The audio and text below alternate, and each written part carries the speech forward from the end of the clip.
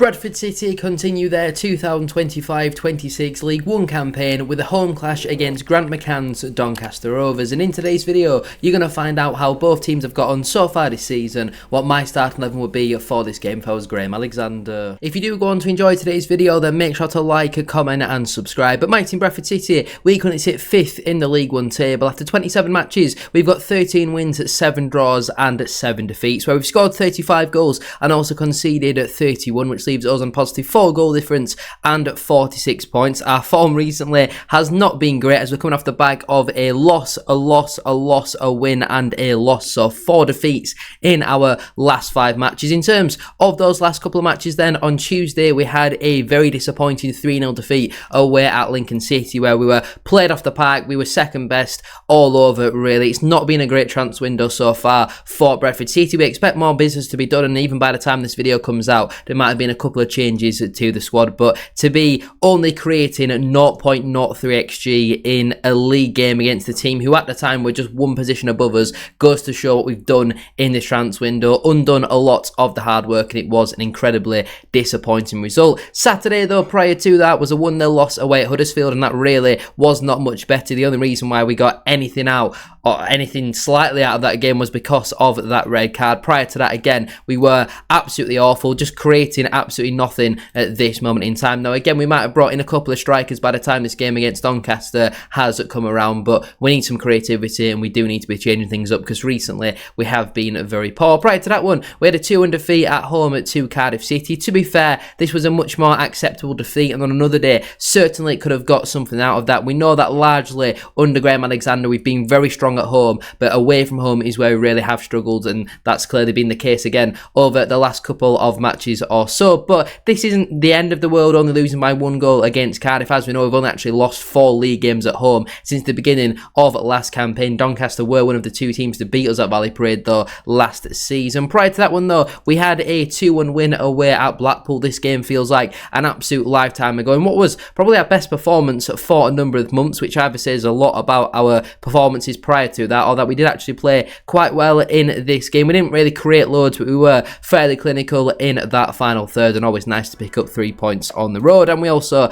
had a 3-0 defeat at home to Mansfield Town. Really poor performance. Apart from that game against Blackpool, the last 4 performances, apart from I guess maybe then against the second half against Cardiff, but they were 2-0 up by that point. Either way, we have certainly not been playing very well recently. Doncaster, as we'll come on to in a moment, have been on a good run of form. I would actually make the visitors the favourites for this game. Compared though to Doncaster Rovers, who do currently occupy that final relegation spot in 21st at this moment in time, but after 27 games they've got 8 wins. Obviously one of those was in the reverse fixture. It was our first defeat of the season where they beat us 3-1, Jordan Gibson and Billy Sharp scoring on that day. They've also got 6 draws and 13 defeats, where they've only scored 31 goals so far this campaign, and have also conceded at 44, the second most amount in the entire division. Only Leyton Orient have conceded more goals than DONNY, and obviously they brought in Neil Byrne, and that is where obviously they got their first clean sheet in quite a while, with a 3-0 win at home to Leyton Orient. They also had a draw, a win, a draw and a loss. In terms of those last couple of matches then, they did have that 3-0 win at home to Leyton Orient. Neil Byrne coming in after just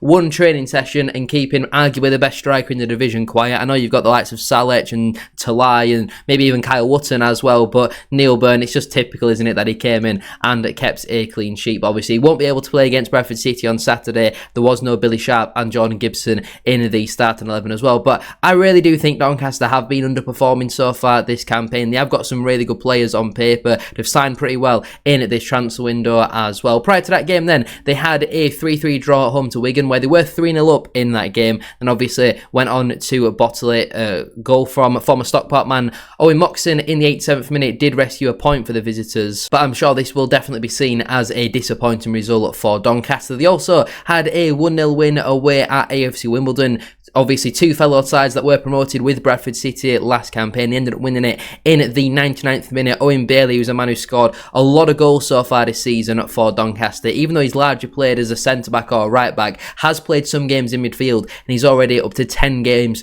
goals for the season so far. Really impressive campaign for him. Prior to that game then, they had a 1-1 draw at home to Bolton Wanderers. I think that's a pretty decent point for Doncaster. I know Bolton up until this point hadn't been great on the road so far this campaign, but I still do think it is a decent point considering the form that Donny were in prior to this game. Former Bantam Glenn Middleton scoring the only goal for Donny in that one, and they also had a 4-2 defeat away at Stockport. There's no real shame and embarrassment in losing away at Stockport County, in all honesty. Maybe the manner of some of the goals they'll be a little bit disappointed with, but as we've seen recently, Doncaster are clearly on a good run. The 4 games unbeaten. They've had Bradford City's number for the large part. They also beat us in the AFL Trophy early on in the season. They did a double over us last campaign. I think the season before that they also might have drawn and we beat them actually. So since that first couple of games under Graham Alexander, I'm pretty sure Doncaster have beaten us like the last 4-5 times that we've played them. Not even drawn, they've beaten us fair and square and deservedly beaten us in a lot of those games. So Saturday's an opportunity to put that right and finally try and get one over on them. Before we do go any further though with today's video, please make sure to drop a like on there for me and subscribe to the channel as well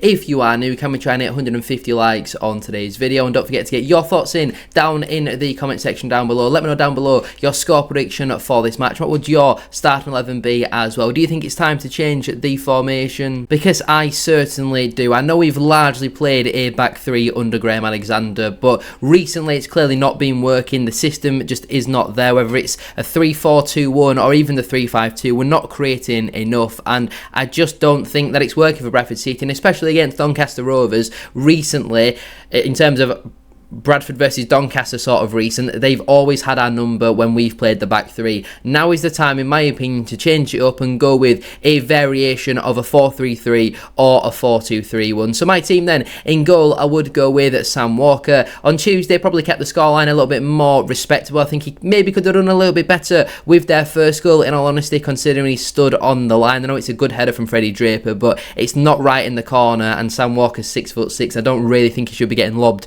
that easily, in my opinion, but he still throughout the game made a couple of decent saves and did keep the scoreline pretty respectably. He's actually one of Bradford City's longest serving players. There's not many players now who were here and started on that day against Fleetwood that are still here, and Sam Walker is one of those, which goes to show how quick things can change in football. In terms of my back 4 then, at right back I would go with Harrison Ashby. Now, I wouldn't say I've been majorly impressed with Ashby so far, but out of all of our transfer additions in this window, I do think that Ashby has been the one that stood out the most, which maybe says more a little bit about Sibley and Joe White. But Ashby has shown some good moments of promise. Is he quite up to the standards of Brad Halliday? I wouldn't say so, but again, he's not really played enough games to really judge him so far, and again, we'll come on to further on up the field. He's our only real option for that. I'm sure you can guess who I will be playing then at right wing. In terms of my 2 centre-backs, firstly, I would go with Aidan Baldwin. I think we need a little bit of technical ability on that pitch, and I think when he came on off the bench against Lincoln, I know we were already 2-0 down by that point, but I don't think he was any worse than Pennington or Till or Kelly, in all honesty. And I think you look at our win percentage when we play with Baldwin and without him, it's clearly much better when he is in the side. And partnering him in the other centre-back position, I would go with Curtis Till. Again, I like to have a right footer on the right side and a left footer on the left side. I'd probably say it was Curtis Till's worst performance in a Bradford City shirt on Tuesday. I thought for the large part he actually struggled to deal with Freddie Draper, but I think that also goes to show about how good he has been for the large part this season for Bradford City. Maybe the change in formation could certainly suit him. Obviously, it was in the reverse fixture that he tore his hamstring and was out for about 4 months. It was in the reverse fixture last season where Aidan Baldwin got sent off. So both of them might have a little bit of a point to prove coming into this game. And at left back, I would go with Ibu Toure. Probably our man of the match on Tuesday night. I think he's certainly been our most consistent player of this season so far. I think he certainly goes under the radar. I am really liking what I'm seeing from Ibu Toure. Even recently, when for the large part as a team we have been playing pretty poorly, you can see that Ibu Toure is a class above. He's not riding the wave of momentum and all that sort of stuff. He just is a very good player, and he's proven to be a very good addition for us. So that completes my back four then. In terms of my two holding midfielders, firstly I would go with Tommy Lee, and I know that Tommy Lee plays a big part in Lincoln's second goal, and not for good reasons, because he just doesn't challenge for the ball on the edge of the penalty area, and that is absolutely unforgivable. But unfortunately for me, we've not really got any other options to play in at that position, so Tommy Lee would get the start alongside Jensen Metcalf. Again, I thought Metcalf alongside Torre was one of two players to actually look like they had a bit of interest in the game, in honesty, and were still fighting for things and trying to make things happen. And I think, again, Metcalf, similar to Torre, just looks like he's got that class, you know. Even when, for the large part, we're under the caution, we're not particularly playing well, Metcalf and Torre, they're two players that still do have moments of some sort of quality in there, and I think I've seen enough now from Max Power that I think it's about time that we just change it up and give somebody else a go in that midfield. I think Max Power again on Tuesday had a really, really poor performance, and he's got a fair share of stick on now on social media. I think it's not just been a case of a one-off or a two-off now for Max Power. I do think he has been poor for quite a long time, constantly telling others what to do while not really doing his own job. You look at the second goal that we conceded, it all originally comes from him losing a duel in the middle of the park and then staying down, and he's currently injured for a couple of seconds. And obviously I'm not saying if Power sprints back into position then that goal doesn't happen, because Tommy Lee absolutely has to do better. But for a man who's supposed to be Bradford City's captain, the standards that he is setting at the moment and right where we need to be, it's all well and good him coming out in a lot of the post and pre-match press conferences recently and talking a good game, but unfortunately it's just not happening on the pitch. So Power for me wouldn't be in my starting 11. I know that could be slightly controversial, but if it's not been working over the last couple of weeks really, then something has to change, and that's the change that I would make. Obviously, with there being no Max Power in the side, then in my opinion, that would mean that Curtis Tilt would be the captain. In terms of my front three then, behind the striker as the right winger, I would go with Josh Nerthville, as I did previously mention when we're talking about the right back in terms of Harrison Ashby. I think Ashby would suit the right back position a bit more than Nerthville would suit the wing position a little bit more as well. Just give him a bit of freedom in that final third to go forward, get at his man and try and get some balls into the box. I don't think when he came off the bench on Tuesday he was particularly great, but again, some of these players are going to have to play themselves back into form, and obviously we don't naturally have many wingers in the squad, but I think Nerthville certainly is a man that could play that role. As my central attacking midfielder, I would go with Bobby Poynton. Obviously was an unused substitute on Tuesday night, which I wasn't particularly sure I agreed with, Poynton being lower down the selection order than Joe White, but that could also have been a case of, well, the game's done at this point, we're probably not going to get back into it, so let's see what Joe Wright could maybe do, give Poynton a little bit of a rest. But he comes back in for this game. I guess it is technically a derby. When you play a real derby against Huddersfield, then games against like Doncaster, for example, don't really feel like a derby, but Poynton will certainly be up for it. He'll know alongside the rest of the team that the recent form hasn't been good enough, and I think giving him that free roam in the central attacking midfield position could certainly get the best back out of him once again. As my left winger, I would go with Stephen Humphries. I think this is the perfect formation and position for him to get the best out of Humphries, because as I'm sure you're all aware by now, and I don't think I'm the only one that says this, that Humphries certainly hasn't delivered so far what we expected from him in a Bradford City shirt, and I think it's clear for all to see that Stephen Humphries is not a striker. He's not a back-to-goal type. I don't think his performance against Lincoln was a disgrace, really. Yes, he doesn't hold the ball up, but that's because he's not a striker. He doesn't really know how to. He's not really done that throughout his whole career, so for him then to be suddenly changing his game at 27 years of age, something like that, it just doesn't really happen like that. And obviously we are expected to bring in 3 more strikers before the deadline on Monday. Some of them might have even been announced by the time this game comes around. In fact, I'm hoping that one has done, because we'll come on to that in a moment. But Humphries, for me, I think playing as the left winger could certainly suit him quite a lot. And in terms of my striker then, now at the time of recording he's not actually a Bradford City player, but this is a deal that is done and I would expect him to be involved somewhat on Saturday. I would go with Paul Mullin as the striker for Bradford City. Now, like I say, at 20-6 at the time of recording, Paul Mullin is not officially a Bradford City player, but Peter O'Rourke, and it's been widely reported that this is a deal that has been agreed. Obviously, we still expect Ethan Wheatley to be signing for the football club, and then there is obviously one more striker, which you can find out who that is over on the Tier 3 channel memberships over on the main channel. But I think if your options are Callum Kavanagh or Paul Mullin, and an injured Ethan Wheatley, which Grant McCann actually announced himself that we're signing Ethan Wheatley in his pre-match press conference, even though he's still not been announced by Bradford City.